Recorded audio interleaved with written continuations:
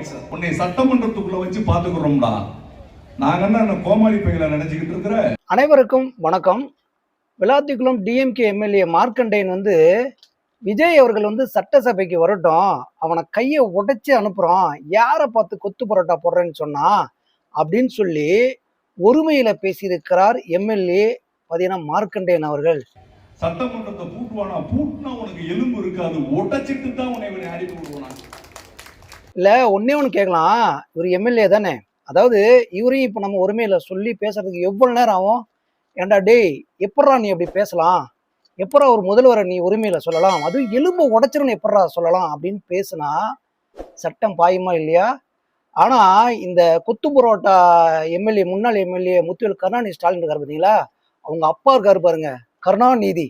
அவரு காலத்திலிருந்தே நம்ம ஆல்ரெடி சொல்லியிருக்கிறோம், நம்ம காமராஜர் அவர்களே கொச்சைப்படுத்திருந்து ஞாபகத்தில் இருக்குன்னு நினைக்கிறேன். அதே மாதிரி ஒவ்வொருத்தரையும் கொச்சைப்படுத்தி, அதாவது எல்லாத்துக்கும் ஒரு பட்டம் இருக்கு. எப்படின்னா, காமராஜருக்கு ஒரு ஜாதி பட்டம், இந்த பக்கம் தேவருக்கு தேவர் பட்டம், இந்த பக்கம் கக்கனுக்கு ஒரு பட்டம். ஆனா இந்த பெரியாரு, அண்ணா, இந்த கலைஞர், முத்துவேல், கருணாநிதி, ஸ்டாலின், உதயநிதி இவர்களுக்கு எல்லாம் பாத்தீங்கன்னா தமிழன் பட்டம். இப்படியெல்லாம் கொடுத்து கொடுத்து தமிழனை ஏமாத்தி ஏமாத்தி திரும்பவும் முதல்வர் விஜய் அவர்களை கொச்சைப்படுத்தி அசிங்கப்படுத்தி தொடர்ந்து இதை பண்ணிட்டு வராங்க. அப்படின்னா எல்லா காலகட்டத்திலையுமே சட்டம் சும்மா விட்டுருமா? இது வன்முறையை தூண்டுவது போல இல்லையா? என்னன்னா, எலும்பை உடைத்து அனுப்புவோம் அப்படின்னு சொல்ற அளவுக்கு இவங்க பேசுறாங்கன்னா, இவங்க தான் சட்ட ஒழுங்கை காப்பாற்ற போறாங்க, உங்களை திருப்பி மக்கள்லாம் கொண்டு வந்துருவாங்கன்னு நீங்க நினைக்கிறீங்க இல்லையா? என்னங்கடா கொடுமையா இருக்கு. இதுல ஒரே ஒரு விஷயம் தாங்க, மேடை போட்டு தொடர்ந்து அனிதா ராதாகிருஷ்ணனும் இந்த மார்க்கண்டேயனும் பேசிக்கிட்டே வராங்க. வெக்கம் சூடு சொர்ணம் இல்ல. மக்களோட பிரச்சனை என்னைக்காவது ஒரு நாள் எடுத்து நீங்க என்னைக்கா பேசியிருக்கீங்களா? அதாவது இதுக்கு முன்னாடி ஆட்சி காலத்துல சட்டம் ஒழுங்கு சரியில்லைன்னு சொன்னோம், அன்னைக்கு மேடை போட்டு உங்களுக்கு பிரச்சனை என்ன, மனு கொண்டு வாங்க, நாங்க அந்த பிரச்சனை என்னன்னு தீக்கிறோம்னு ஒரு நாள் சொல்லியிருக்கீங்களா? அதுவும் பார்த்தீங்கன்னா, மனு கொடுத்தோன்னு வச்சுங்க, அந்த மனுவை வாங்கி அவங்க தலையே அடிக்கிறது, அதுவும் பெண்ணுன்னு பார்க்காம முதியவர்கள்னு பார்க்காம அடிக்கிறது. இதுல ஒரு முக்கியமான பாயிண்ட்டுங்க, விஜய் அவர்கள் கரூர்ல பேசுனது, அதாவது 5 நிமிஷம் பேசுனதுக்கே மக்கள் கொத்து புரோட்டா போட்டாங்க, அதாவது தோல்வி அடைய செய்து விட்டார்கள் அப்படின்றத ஊமையா சொன்னாரு. அதை நீங்களும் ஊமையா சொல்லலாமே. சட்டத்துக்கு மீறி நீங்க அதாவது எலும்பு உடைச்சினு சொன்னா என்ன அர்த்தம்? முத்துவேல், கருணாநிதி, ஸ்டாலின் அவர்களே, நீங்க இதை பார்த்துக்கிட்டு வேடிக்கை பார்த்துட்டு இருக்கீங்களா, இல்ல நீங்க தான் அனுப்பிவிட்டு பேசுறீங்களா அப்படின்ற சந்தேகம் வருது இல்ல? நீங்க நினைக்கிற மாதிரி உங்க அப்பா காலம் மாதிரி நினைச்சிட்டு இருக்கீங்க. நீங்க சட்ட ஒழுங்கை பாதுகாக்க வரேன்னு சொல்லிட்டு இங்க சட்டத்துக்கு புறம்பா நடந்துகிட்டு, இங்க சட்டத்துக்கு நடந்துகிட்டு இருக்கீங்க. இது தொடர்ந்துச்சுன்னு வச்சுங்களேன், ஒருவேளை இங்க தமிழக வெற்றி கழக தொண்டர்களோ ரசிகர்களோ திருப்பி அவங்க ஆர்ப்பாட்டம் போராட்டத்துல ஈடுபட்டாங்கன்னா, இந்த சட்ட ஒழுங்கு எந்த அளவுக்கு போகும்? இதுல யாரு பாதிக்கப்படுவா? மக்கள் தானே பாதிக்கப்படுவாங்க. இதை ஏன் கருத்தில் கொண்டு நீங்கள் செயல்படுறது இல்லை? தொடர்ந்து பண்ணிக்கிட்டு வந்தீங்கன்னா தமிழ்நாட்டின் சட்டம் ஒழுங்கு நீங்க எதிர்கட்சியாக இருக்கும் பொழுதும் நடக்கும் அப்படின்றதான் நிதர்சனம். இதுல முக்கியமாக இந்த மார்க்கண்டேயன் அவர்கள் என்னென்ன பேசினார், அடுத்தடுத்து கைது நடவடிக்கையும் நடந்திருக்கிறது. இதுல என்ன நடந்துச்சு அப்படின்றத நம்ம பார்த்துடலாம். என்னன்னா, கோவில்பட்டியில பாத்தீங்கன்னா டிஎம்கே ஒரு மீட்டிங் போட்டிருக்காங்க. இவங்கதான் பார்த்தீங்கன்னா போன ஆட்சி காலத்துல எங்க இருந்தாங்க, என்ன பண்ணாங்க, யார் எம்எல்ஏ, யார் முதல்வர்னு கூட தெரியல. ஆனால் இப்போ தமிழக வெற்றி கழகத்தின் தலைவர் விஜய் அவர்கள் முதல்வர் ஆனதுக்கு அப்புறம் டெய்லி மேடையை போட்டு போட்டு போட்டு பார்த்தீங்கன்னா எப்படியாவது டேமேஜ் பண்ணும் யார, தமிழக வெற்றி கழகத்தை. ஏன்னா இதுக்கு முன்னாடி அதாவது இவர் சொன்னார் பார்த்தீங்களா, RS பாரதி அவர்கள் நாங்க பார்த்தீங்கன்னா செத்தப்பாம்பு நினைச்சு விட்டுட்டோம், பார்த்தீங்கன்னா கருணாகமா இருக்குது அப்படின்னாங்க. செத்தப்பாம்பு ஏடிஎம்கே நினைச்சு விட்டுட்டாங்கன்னா, இது விஜய் அவர்கள் தமிழக வெற்றி கழகம் கருணாகரன் எனக்கு தெரியல, நாங்க அசால்ட்டா இருந்துட்டோம்னு சொன்னார் பார்த்தீங்களா. அந்த மாதிரி இப்போ கருணாகத்தை எப்படியாவது நம்ம காலி பண்ணணும்னு சொல்லிட்டு முடிவு பண்ணி இந்த மாதிரி சட்டத்துக்கு புறம்பாக பேசி கொண்டு இருக்கிறார்கள். இதுல இன்னொரு பாயிண்ட் முக்கியம் என்னன்னா, வரும் ஊராட்சி தேர்தலுக்கும் இடைத்தேர்தலுக்கும் பாராளுமன்ற தேர்தலுக்கும் நாங்க பலமா இருக்கிறோம். யாரு?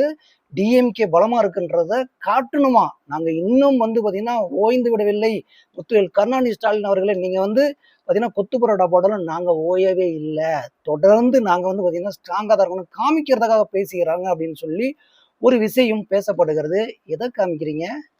கையை ஒடிக்கிறன்றதை காமிக்கிறதா? சட்டசபை எதற்கு? உங்களுக்கு சட்டசபையா? யார் விட்டு பணத்துல போய் சட்டசபையில நீங்க பேசுறீங்க? யாருக்காக பேசுறீங்க தெரியாம, ஒரு முதல்வர்ன்ற ஒரு ஒரு இது இல்லாம நீங்க வந்து கையை உடைப்பேன்னு சொன்னா என்ன நியாயம்? சட்டசபையில ஓடுனது யாரு? நாங்க ஓடணுமா? இப்ப நீ கூட்டு நாங்க வந்து பாக்குறோம். நீ வந்து பேசும்போதே உன்னை எலும்ப உடைச்சி உன்னை அனுப்பிவிடலன்னா யாருன்னு பார்க்கலாமா அப்படின்றாரு. அனுப்பிவிடுறேன்டான்னு சொல்றாருங்க. உரிமையிலே சொல்றாருங்க. நம்மளால சொல்ல முடியல. அந்த அளவுக்கு கேவலமா பேசுறாங்க. உங்களை சொல்றதுக்கு எவ்வளவு நேரம் ஆகும்? உங்க முதல்வர், அதாவது முன்னாள் முதல்வர் முத்துவேல் கருணாநிதி சொல்றதுக்கு எவ்வளவு நேரம் ஆகும்னு கொஞ்சம் யோசிச்சு பாருங்களேன். அதுக்கப்புறம் சொல்றாரு, கரூர்ல யாரு கேரவன்ல இருந்து ஓடுனதுன்னு கேக்குறாரு. அங்க ஓட சொன்னது யாரு? அங்க பண்ண சம்பவத்துக்கு காரணமானவங்க யாருன்றதெல்லாம் மக்களுக்கு தெரியாது நினைச்சிட்டீங்க. திரும்ப திரும்ப எதுவுமே தெரியாத மாதிரி நீங்க பேசிட்டு இருந்தீங்கன்னா உங்களுக்கு பின்னடைவு இல்ல, அழிவு காலம் நெருங்கிருச்சு. இதுல அடுத்ததா வந்து பாத்தீங்கன்னா, என்ன ஆட்சி நடத்துற நீ? வந்து 2 மாசத்துல சட்ட ஒழுங்கு சரியில்லை, அந்த பிரச்சனை நடக்குது, இந்த பிரச்சனை நடக்குது. இதற்கெல்லாம் நீ பதில் சொல்லி ஆகணும். இதை நாங்க இந்த சட்டசபையில விட மாட்டோம். நீ வந்து கொத்து பரோட்டா போடுறேன்னு சொன்னில்ல குளத்தூர்ல, எத்தனை கொத்து பரோட்டா பார்த்திருப்போம் தெரியுமா? இப்படி எல்லாம் தொடர்ந்து விஜயை பத்தி ஒருமையிலும் வாடா போடா என்று தொடர்ந்து பேசினார். இதற்கு தமிழக வெற்றி கழக பிரமுகர் வந்து காவல் நிலையத்தில் புகார் கொடுத்ததுக்கு அப்புறம் அங்க காவல் ஆய்வாளர் ஜானகி தலைமையில 10லிருந்து 15 காவலர் வந்து பாத்தீங்கன்னா மார்க்கண்டேயன் வீட்டுக்கு சென்று விட்டார்கள். அங்க போனது என்ன தெரியுமா பண்ணாரு மார்க்கண்டேயன்? அங்க ஒரு ஆக்டிங். இப்ப அங்கதான் வந்து நீங்க தான் பெரிய இவராச்சே, நீங்க அங்கேயும் வந்து போலீஸ்காரங்கள்ட்டையும் நீங்க உங்க வீரப்பா காமிக்க வேண்டியதானே, மேடையில பேசுன மாதிரியே. அங்கதான் பண்றாரு.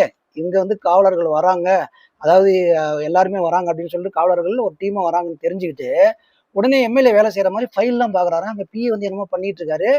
இந்த 5 வருஷமா இதுக்கு முன்னாடி என்ன கிழிச்சிங்களான்னு எனக்கு ஒண்ணுமே தெரியல. இப்ப காவலர் வராங்கன்னு சொன்னதையுமே உடனே வந்து பாத்தீங்கன்னா வேலை செய்யற மாதிரி ஆக்டிங் பண்றாங்க. போய் இந்த மாதிரி நீங்க பேசிருக்கீங்க சார், கம்ப்ளைண்ட் கொடுத்துருக்காங்க, உங்களுக்கு விசாரணைக்கு அழைக்க வரேன்னு சொல்லிட்டு சம்மனோட போய் பேசுறாங்க. உடனே என்ன தெரியுமா சொல்றாரு மார்க்கண்டேயன்? நான் வந்து இப்ப எம்எல்ஏ அரெஸ்ட் பண்ணா சபாநாயகரோட ஒப்புதல் வாங்கினதான் கைது பண்ண முடியும், இது உங்களுக்கு தெரியாதான்னு கேக்குறாரு. உடனே காவல் ஆய்வாளர், அதாவது சிங்கப்பெண் ஜானகி அவர்கள் வந்து ஒரே போட்டாங்க. சார், உங்க ரெஸ்பெக்டை நீங்கள் காப்பாற்றிக் கொள்ளுங்கள். நாங்கள், அதாவது உங்களை தூக்கிட்டு இழுத்துக்கிட்டு போற மாதிரி சூழ்நிலை வருன்ற மாதிரி ஒரு நாசுக்கான ஒரு வார்த்தையை சொன்னாங்க பாருங்க. அண்ணன் அப்படியே அலன்டாப்ல உடனே அங்கிருந்து பாத்தீங்கன்னா நானே வந்துறேன்னு சொல்லிட்டு கிளம்பினாரு. கிளம்பிட்டு அவர் கார்ல வராராம். அவ்வளவு யோக்கியமா நீங்க பேசினீங்க. அப்போ உங்க அயோக்கியத்தனம் தெரிவதற்காக காவலர் வரும்பொழுது அவங்க வாகனத்தை அவனை கூட்டு போவாங்க. அதே மாதிரி கூட்டிட்டு போய் பாத்தீங்கன்னா வச்சு விசாரணைய போட்டு கிளி கேள்வி மேல கேள்வி போட்டு ஆதாரங்களை வச்சு பாத்தீங்கன்னா வேற விதமா வந்து பாத்தீங்கன்னா விசாரணை நடந்து கொண்டு இருக்கிறது. இதுல உடனே என்ன பண்ணிட்டாங்க தெரியுமா? நம்ம டிஎம்கே எம்எல்ஏ அனிதா ராதாகிருஷ்ணன் இருக்கா பாருங்க, இவரோட தோழர், இவர் மாதிரி தானே அவரும் பேசினாரு. உடனே கிளம்பி வந்துட்டாருங்க. அதுக்கப்புறம் வந்து பாத்தீங்கன்னா முன்னாள் எம்எல்ஏ கீதா ஜீவன் இருக்காங்க, அவங்களும் அங்க வந்துட்டாங்க. வந்துட்டு நாங்க போய் எம்எல்ஏ மார்க்கண்டேயனை பார்த்தே ஆகணும். எப்படி அங்க விசாரணை நடந்துட்டு இருக்குது, போய் எப்படி பார்ப்பீங்க? அப்படி உள்ள போனீங்கன்னா அவங்களே தூக்கி உள்ள வச்சிருவாங்கன்றது எங்களுக்கு தெரியாதா? உடனே வந்து பாத்தீங்கன்னா ரொம்ப பேசினாங்க. அதுக்கப்புறம் என்ன பண்ணீங்கன்னா கீதா ஜீவன் என்ன சொன்னாங்கன்னா, டிவிகே எம்எல்ஏ மீது பாத்தீங்கன்னா வன்கொடுமை சட்டத்தின் கீழே வழக்கு பதிவு செய்யப்பட்டிருக்குது, அவரை ஏன் கைது செய்து விசாரணை பண்ணல? இப்ப எங்கால என்ன சொல்லிட்டாருன்னு சொல்லிட்டு நீங்க இந்த மாதிரிலாம் பண்ணிட்டு இருக்கீங்க, அவருக்கு வந்தா தக்காளி சட்னி, எங்களுக்கு வந்தா ரத்தமா அப்படின்ற மாதிரி ஒரு கேள்வி கேட்டாருங்க. கேட்டதுமே உள்ள பூந்து பல கலாட்டா பண்ண ஆரம்பிச்சாங்க. உடனே காவலர்லாம் கைது செய்ய ஆரம்பிச்சிட்டாங்க. இதுல வந்து பாத்தீங்கன்னா கீதா ஜீவனை வந்து உள்ள தூக்கி போட்டாங்க. அதுக்கப்புறம் வந்து அனிதா ராஜ்கிருஷ்ணன் உள்ள தூக்கி போடும்போது, அதாவது காவலர் வண்டியில எடுத்து தூக்கி போடும்போது உடனே என்ன பண்றாருன்னா, சார் எனக்கு உடம்பு சரியில்லை ஒரு மாதிரியா இருக்குன்னு சொல்லிட்டு எடுத்தாரு ஒரு ஓட்டம். அவர் வண்டி எடுத்துக்கிட்டு ஆள் எஸ்கேப் ஓடி போயிட்டாப்ல. மற்ற எல்லாத்தையும் கைது செய்து விட்டார்கள். ஆனால் இங்க இப்பொழுது பாத்தீங்கன்னா மார்க்கண்டேயன் அவர்கள் மீது பாத்தீங்கன்னா வழக்கு பதிவு செய்து விசாரணை மேற்கொண்டு வராங்க. 3 பிரிவின் கீழே, அதாவது ஏன்னா வரம்புக்கு மீறி பேசியிருக்கிறார், அதாவது மிரட்டும் தோணியில் பேசியிருக்கிறார் அப்படின்ற கோணத்தில் வந்து வழக்கு பதிவு செய்து விசாரணை மேற்கொண்டு வராங்க. இதுல தப்பவே முடியாதுன்னு வச்சுங்களேன். இதுல அடுத்தடுத்துதான் இனிமேல் நடக்க போற சம்பவங்களை பார்க்க போறாங்க. ஏன்னா இங்க சட்டம் யாருகிட்ட இருக்குது, அதிகாரம் யார்கிட்ட இருக்குது, சட்டத்துக்கு மீறி நடந்தா என்ன பண்ணுவாங்க அப்படின்றதெல்லாம் தெரியாதானே? நீங்க வந்து அதாவது நியாயத்துக்கு போராடும் போது, தர்மத்துக்கு போராடும் போதே நீங்க வந்து கைது செஞ்சீங்க. இப்ப நீங்க என்ன பண்ணிட்டு இருக்கீங்க?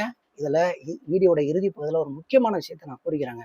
அதாவது சட்டம் ஒழுங்கு ரொம்ப கேவலமா இருந்துச்சு அப்படின்னு சொல்லிதான் இங்க ஒரு ஆட்சி மாற்றம் நடந்தது. பாத்தீங்கன்னா இங்க லஞ்ச லாவணியம், ஊழல், அதாவது இந்த பார்ட்டி ஃபண்டு, அதாவது பார்ட்டி ஃபண்ட் சொன்னதையும் இவங்களுக்குலாம் பயங்கர கோவம் வந்து ஓடினாங்கல்ல. இப்போ அதாவது கட்சியை சேர்ந்தவரே ஒருத்தர் வந்து பார்ட்டி ஃபண்ட் வந்து அப்போ ஏகப்பட்ட அமௌண்ட் வாங்கினாங்க. இப்பெல்லாம் வந்து ₹1 கூட வாங்கலன்னு சொல்றாங்களே, வெக்கமா இல்லை?